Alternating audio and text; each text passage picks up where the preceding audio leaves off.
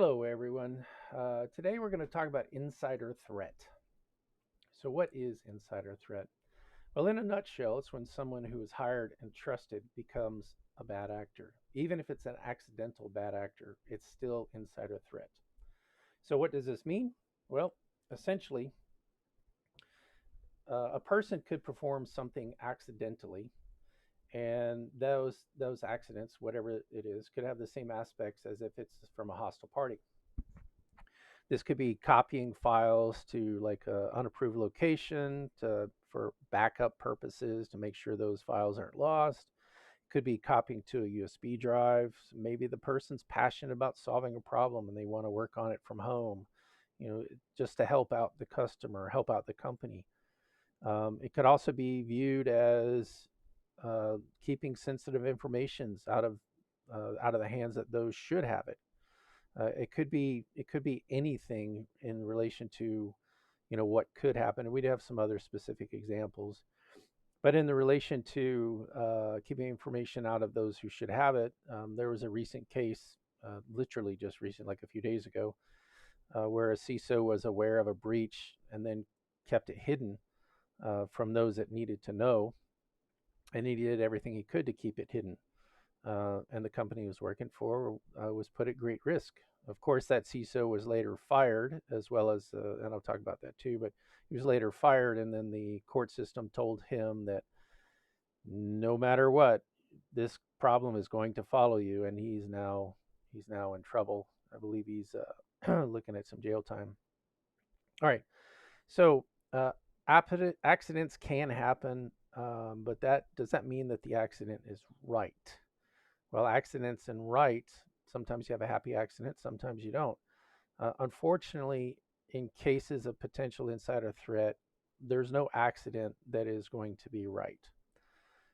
It still won't be the right thing, even if it's an accident. So, a harmful accident, or maybe somebody's just trying to be helpful, um, that still could be viewed as insider threat, and something would have to be done about it. Now, what has to be done about it is up in the air based on what was done, the intentions, things like that.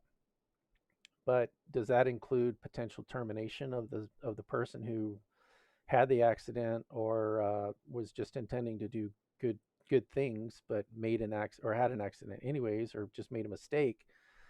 Does that mean they could be terminated? Unfortunately, yes.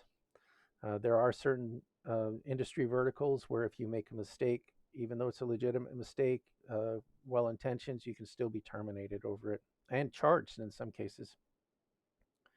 So, in the case of that CISO, for example, um, either he was scared and tried to protect himself, or he tried to protect the company, one or the other. But he did confide in some other people within his company, like the legal officers and so on. And not only was he terminated, but so was the legal officer. Now, the CISO was then further charged, but that's another story. You guys can look that up. All right, but we can also have hostile activity, and hostile activity is it is could be intentional. Um, this is really the worst kind of insider threat, is actual true hostile activity, because the person that's doing it is intentionally doing it. They're going out of their way to do it. They're intentionally seeking out ways and methods to do other hostile activity, and their reasons are probably specifically designed to hurt the company. So, what kind of, you know, unhappy camper could we have? Well, maybe somebody didn't get a raise. Maybe I've run across more than one case where men were jealous of women, where a man felt he should have gotten a raise, but he didn't, or maybe should have got a promotion, but he didn't. But then a female did, and he felt that he should have deserved it because he was a man. In fact, out of all the investigations I've done, there's one person in this company I was working for at the time. 6 different investigations were launched against this one female because they were jealous of her. And obviously, 6 different investigations were disproved, and other actions were applied against the people who kept launching these investigations or requesting them. But ultimately, it came out they were just jealous. Well, they were jealous of her, but it was hurting the company at the time. You know, is wasting resources, taking up time, taking people away from doing other work, things like that. But there could also be cases where the bad actor or the intentional hostile party could be working with an outside party to further compromise the company. Essentially, think industrial espionage. It could be stealing data, it could be causing problems to reduce the effectiveness of a company, it could be anything. So, what could happen with a true bad actor? I'll just go through some scenarios. First, regardless of what the activities are, there should always be a suspicion that there's an outside party working with the bad actor. Never want to assume that somebody's working by themselves. Always assume there's another party. Now, later on, if you can prove that there is no outside party, that's awesome. But you need to go on the assumption that it's a worst case scenario every time. So, what could happen? Well, first off, we can have the deletion of data. And again, we're viewing this from the bad actor standpoint. So not these are not accidents or mistakes. These are intentional. So first off, we have deletion of data. That could be to hurt the company. Could be the deletion of maybe an accounting report or anything like that. Generally, the deletion of data, while it's unfortunate, um, that doesn't necessarily mean it's a serious issue because all companies should be backing up, right? We could also change the data. In some cases, this is actually worse than deleting data because changing of the data uh, could have long-term effects and may not be discovered. Now, obviously, in accounting, with auditors and accountants constantly going through things, there is a chance that there could be some discovery of changing of data. But that's, for example, just accounting. What if it was engineering data?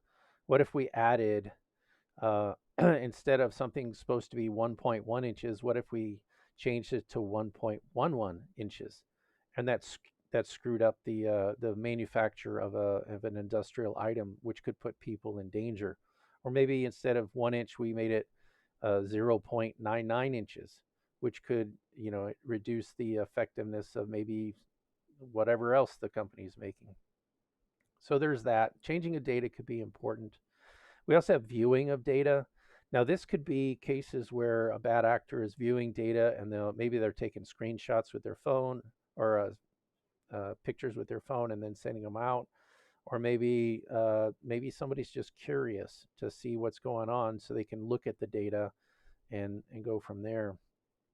Again, we had a case where there was an individual who was copying the personal information relating to people across the United States with the full intention of selling that information to credit collections agencies. And what this person was doing, instead of printing out, he was loading up. He was working with an outside party, the credit collection agency, and the credit collection agency was asking him, "Hey, get me the information on this guy right here." So then the suspect was opening up the file on that person and taking a screenshot and then sending screenshots. So there was no evidence of printing, but there was evidence of viewing and opening and so on. So this could be a variety of different reasons why somebody's viewing data. We also have copying of data. This could be anything. Um, it could be anything at all. We had a case where a programmer resigned, but when he was resigning, he felt like he was owed all of the source code that his company paid him to create. That is an untruth. If you're paid to create something, then the something you create belongs to that company, not you. So his attempts to steal the source code, obviously he was caught, um, and we had conversations with him about that. But needless to say, the source code is protected. Another example could be a salesperson that goes from one company to the other, and they strangely enough happen to have a backup copy of all their client information on their own personal thumb drive or whatever. And obviously, salesperson is going to do that because they want to increase their odds of making a sale somewhere else. You can't really blame them for that, but is it right? No, it's not right. There's a product called Salesforce. If you want information on people, sign up for Salesforce. You can get all you want. Salespeople don't have to embezzle client information anymore. Another example for copying of data could be an engineer who wants blueprints for whatever he's created. But that goes back into the same thing as source code. If you're paid to create something with company money on company time, it belongs to the company. It could be there's no real room around that unless you have in your contract stating that you own a percentage of anything you create. And most people don't do that. All right, so it could be anything in relation to copying data, like why they're doing it or how they're doing it. But it should be understand that almost all of it can compromise a company. And a good example of viewing data, the previous example would be, that there were some doctors that just simply were curious about Britney Spears' medical records. So they viewed them. They didn't copy anything, they just viewed it. And that put the hospital at great risk. And those doctors got fired. All right, other insider risk that could happen or insider threat um, is a creation of data. This could be the creation of data that can give the company the impression that something is happening, but really isn't. Who knows? Like a salesperson could say they sold 100 licenses for something when they really only sold 10. Um, it's the creation of data um, that happened here, and that salesperson may have provided the impression to leadership that, wow, our sales are really going up, but in reality, it, they weren't. So then those leaders would naturally probably make decisions on that false information. So the creation of data can be actually threatening if it's not accurate. The creation of data can also possibly give the public the impression of something that isn't true. And again, if a salesperson's reporting 100 sales, but it was really only 10, and then leadership turns around and says, "Hey, our sales are doing great.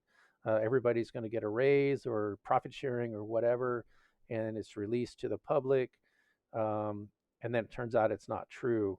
Well, not only did that mislead the public to begin with, but it also further creates a set of mistrust that the public will eventually have for the company because the public doesn't care if a salesperson created the false information. All they know is that the company lied.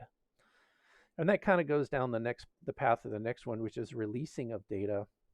Now, obviously, we could release sensitive information to the world, the internet.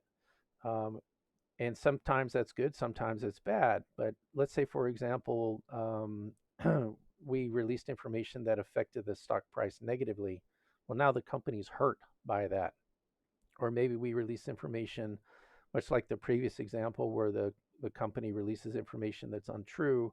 The public is naturally going to lose trust in the company, and then sales can go down. Look at Wells Fargo. Here's an example of this. Now, this is true. This actually happened, but the Wells Fargo, um, the people who create accounts for individuals, they were creating fake accounts and then moving money around. And it turned out that Wells Fargo as a company wasn't planning on doing that, but it did happen. Look at the trust that Wells Fargo lost as a result of that. All right, in cases like this, in relation to releasing data, there's almost always some sort of reason that revolves around industrial espionage or personal gain, or a bad actor is so mad at whatever company, they just want to do the company harm and they don't care how they get it done. And there are bad actors out there that will do that. Now, is what I went over just briefly in this very short video, is that an exhaustive list? No, not at all. Does any of these examples mean that a person is a true bad actor? Also, not at all. There can be mistakes, there can be accidents. Certainly not condoning the immediate termination of anybody who just makes a mistake. But am I saying that we should immediately not think that there's a bad actor involved? Absolutely not either. Our advice is when a suspicious activity occurs, always assume it's a true bad actor and then uncover the truth and find out if the person who's involved in this just simply made a mistake or not, and then determine, how you can, educate the person. If they're a true bad actor, obviously termination is really the only thing you can do. But if it's a legitimate mistake by someone, figure out if you can just easily retrain them or show them the error of their ways. Obviously, again, in some verticals, like the nuclear industry, for example, if you make a mistake there, you could be immediately terminated, even if it's just an accident. And with that, I will see everyone later. Hope everybody has a fantastic day. Please subscribe to our channel. If you have other requests or questions, feel free to reach out. Thank you very much. See ya.